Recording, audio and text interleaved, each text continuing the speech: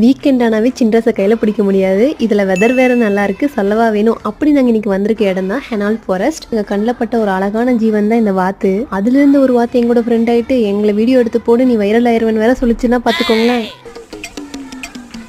அதை நம்பி நானும் வீடியோ எடுத்துட்டு இருக்கும்போது இந்த சார் வந்தாரு. இதை பார்த்ததும் என் ஃப்ரெண்டு பார்த்து, ஏமா நீ வைரல் ஆகுறியோ இல்லையோ, நான் இந்த கௌசிக் வயிற்றுக்குள்ள போயிடுவோம் போலன்னு சொல்லிட்டு எடுத்தேன் பாரு ஒரு ஓட்டம் அப்படின்னு சொல்லி ஓடிடுச்சு. அம்மா வீடியோ எடுக்க முடியலன்னு சொல்லி என் பாப்பா வேற அழுக ஆரம்பிச்சிட்டா. இந்த இடத்துக்கு நாங்க வர்றது 2வது தடவை. இதுக்கெல்லாம் காரணம் இங்க பாருங்க, ஒய்யாரமா வர்றாரு பாத்தீங்களா, இந்த ப்ளூ சட்டைக்காரர்னால தான். கடைசி தடவை வரும்போது எங்களுக்கு இடமே கிடைக்கல. இன்னைக்கு எப்படியாச்சும் போயே திருவண்டா அப்படின்னு சொல்லி வெயிட் பண்ணிட்டு இருந்தோம். கடைசியில பார்த்தா என் ஹஸ்பண்ட் ஏறி உட்காந்துட்டாரு.